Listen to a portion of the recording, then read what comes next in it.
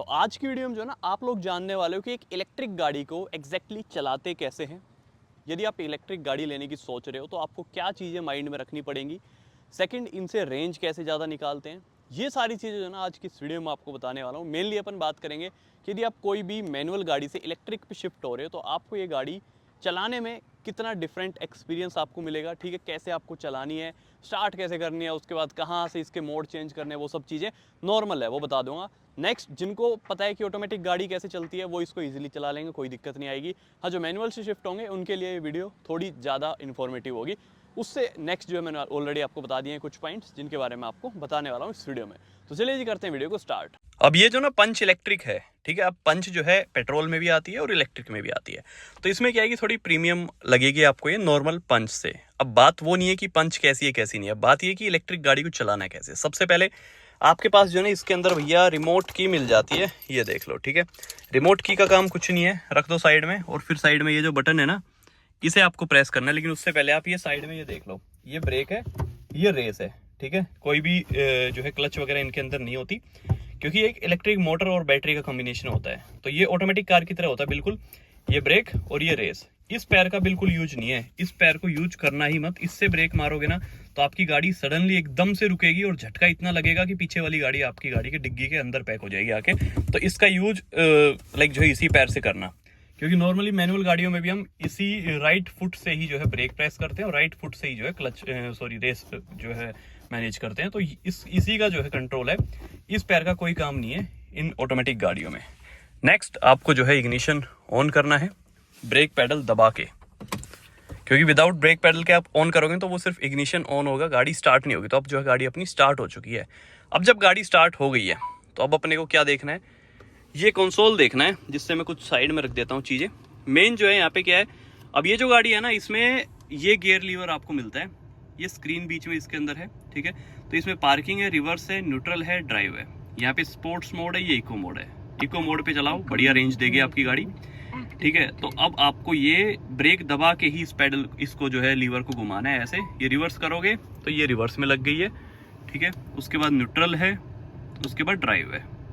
ठीक है, अब ड्राइव जैसे ही मैंने किया ना तो मेरा ब्रेक ऑलरेडी मैंने दबा रखा है यहाँ पे, और रेस जो है इधर नहीं दबाई है। तो अब जैसे ही मैं ब्रेक पैडल छोड़ूंगा ना गाड़ी ये देखो नहीं चल रही है। क्यों नहीं चल रही है? क्योंकि पंच ईवी में जो है आपको मिलती है इलेक्ट्रॉनिक पार्किंग ब्रेक।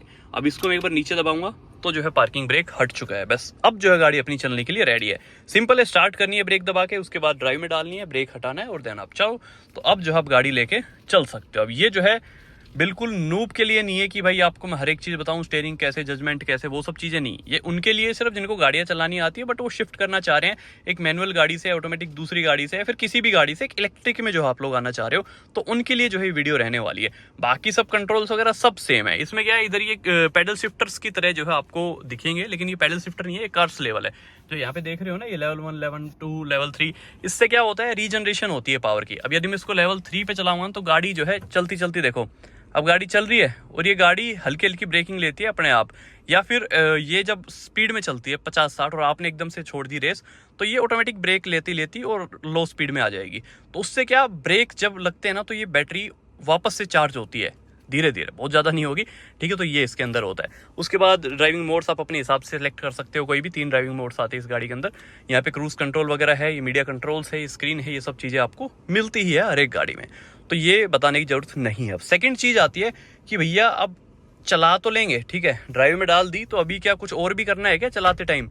तो अब देखो गाड़ी अपनी चल रही है, कुछ भी नहीं करना, सिर्फ स्टीयरिंग को संभालो और ड्राइव आपका मोड लग ही रहा है। ठीक है, तो कुछ भी नहीं करना, आप सिर्फ आपको अब गाड़ी चलानी है, बिल्कुल ऑटोमेटिक गाड़ी की तरह होती है। ठीक है, अब नॉर्मल पंच एक ये आती है जिसके अंदर भैया आपको मैनुअल ऑटोमेटिक सब मिल जाएगा। तो इलेक्ट्रिक जो है थोड़ी सेम है, लाइक बिल्कुल ऑटोमेटिक की तरह ही, लेकिन फ़र्क इतना है कि इसके अंदर कोई भी आपको आवाज़ देखने को नहीं मिलेगी क्योंकि कोई इंजन नहीं है, तो बिल्कुल साइलेंट चलती है। और ऊपर से कंफर्टेबल भी बहुत ज़्यादा है यार, ये पंच ईवी जो है ना ये कुछ ज़्यादा ही कंफर्टेबल है। एंड बहुत सारी गाड़ियों में जो है ना आपको जो ये मोड की जो नोब होती है ना ये विदाउट स्क्रीन के मिलती है। इसके अंदर जो है स्क्रीन दिखा रही है ना ये, तो उसके अंदर होता है, सिर्फ लिखा हुआ होता है ड्राइव, रिवर्स, न्यूट्रल, पार्किंग। तो वो आप उसमें भी रोटेट करके ही जो है और डाल सकते हो गियर वगैरह या फिर मोड्स वगैरह। तो वैसे ही सेम इसमें, बस इसमें क्या स्क्रीन दे दी है। तो ये तो हो गया भैया गाड़ी कैसे चलानी है वो चीज़, ठीक है। तो गाड़ी कुछ इस तरीके से जो आप चला सकते हो, और फिर जब भी रोकनी है तो ब्रेक पे जो आप रखो अपना पैर और गाड़ी को रोक लो। उसके बाद भैया इसको घुमा के पार्किंग में डाल दो, या फिर डायरेक्ट बंद भी कर दोगे तो ऑटोमेटिक पार्किंग में ही लग जाती है। तो ये है कुछ फंडा, कोई बहुत ज़्यादा वो नहीं है डिफिकल्ट, बहुत ईजी गाड़ी है इसको चलाना। तो अब बताता हूँ कि इसकी रेंज आपको कैसे ज़्यादा मिलेगी। देखो रेंज जो है ना इलेक्ट्रिक में हमेशा मैटर करती है, क्योंकि मेन एंजाइटी ही इसी चीज़ की रहती है कि गाड़ी रेंज कैसे देगी। अब ये 25% है, लेकिन ये रेंज शो कर रही है सिर्फ 52। क्यों? क्योंकि लास्ट 900 किलोमीटर से मैंने इसका ट्रिप रीसेट नहीं किया है, और इसने जो है ना 900 किलोमीटर में मैंने ये लगा लो 200-300 किलोमीटर तो भैया स्पोर्ट्स मोड में भी खूब पहली होगी। उस वजह से जो है क्या है कि जो इसका राइडिंग बिहेवियर ये देख रही है ना लास्ट 900 किलोमीटर का, उसके हिसाब से रेंज बता रही है। अभी इसको मैं रीसेट कर दूँ, बड़े प्यार से चला रहा हूँ, तो ये 50 की जो है 70-80 भी बता देगी। तो वो ट्रिप जब तक रीसेट नहीं होगा तब तक ये रेंज भी जो है रीसेट नहीं होगी। तो रेंज जो है डिपेंड करेगी आपकी लास्ट जो है ड्राइविंग बिहेवियर पे। अब जो है बताता हूँ कि रेंज ज़्यादा निकलेगी कैसे। सबसे पहले तो आपको इको मोड में ही चलानी है, ठीक है।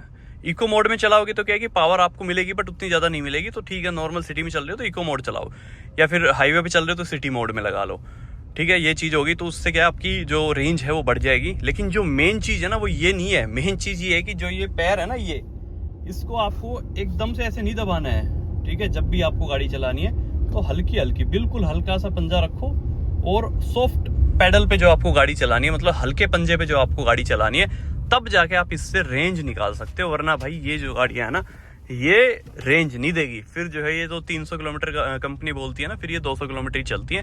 तो आप हल्के पैर पे जब चलाओगे ना गाड़ी, हल्के पंजे पे, तभी देगी रेंज वगैरह। तो मेन होता है रेंज का ये। तो ये सारी चीज़ें एक इलेक्ट्रिक गाड़ी जब आप चलाते हो तो ये सब चीज़ें जो है दिमाग में रखना। बाकी मेन कुछ चीज़ें मैं आपको बता देता हूँ। यदि आप पेट्रोल से और जो है इलेक्ट्रिक पे शिफ्ट हो रहे तो क्या चीज़ें आपको दिमाग में रखनी पड़ेगी, उनके बारे में बात करते हैं। सबसे मेन जो चीज़ है ना वो ये है कि देखो नॉर्मल सिटी में चला रहे हो कोई दिक्कत नहीं है, आपको पता चल जाएगा आपके घर के आसपास कोई चार्जर है कि नहीं, या फिर घर पे भी आप चार्ज कर लोगे। घर पे भी जो है हो जाती है चार्ज 5 घंटे में, जो है अराउंड ये हो जाती है आपकी 10% से और 100% के आसपास, या फिर बोलो 0 से 80% के आसपास। तो 5 घंटे में हो जाएगी, कोई दिक्कत नहीं है। जो आपका 7.2 किलोवाट का था आई थिंक, तो उससे जो है हो जाएगी चार्ज।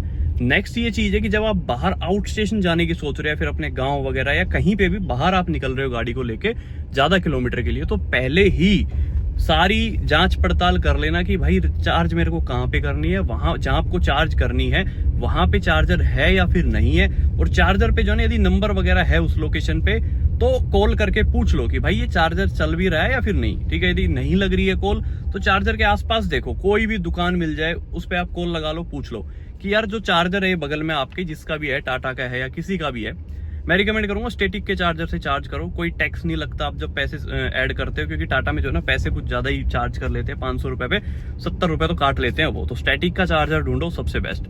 तो वहाँ पे क्या है कि आप कॉल करके पूछ लो आसपास की शॉप्स पे कि ये चार्जर चालू है या फिर नहीं है। तो यदि वो बोलते हैं कि हाँ भाई चालू है और लोग चार्ज कर रहे हैं, तो भाई आप उसको डाल लो अपनी कंफर्म लिस्ट में कि हाँ इस चार्जर से तो मैं चार्ज कर ही सकता हूँ। लेकिन एक नहीं, एटलीस्ट 2 से 3 ऑप्शन रखो जहाँ पे आप चार्ज करने वाले हो। तो ये जो है ना आपको कुछ चीज़ें हैं जो कि दिमाग में रखनी पड़ेगी। तो क्या है ना कि आपको फिर कोई दिक्कत नहीं आएगी आपकी लॉन्ग जर्नीज में, आप मस्ती से चलाओ, कोई दिक्कत नहीं है। तो भाई यही सारी चीज़ें जो कि शायद आपको दिमाग में रखनी चाहिए। और मेन इसमें जब बैटरी लो हो जाए तो ऐसा नहीं है कि भाई ये 10% बचेगी जो मैं जो है चार्ज करूँगा।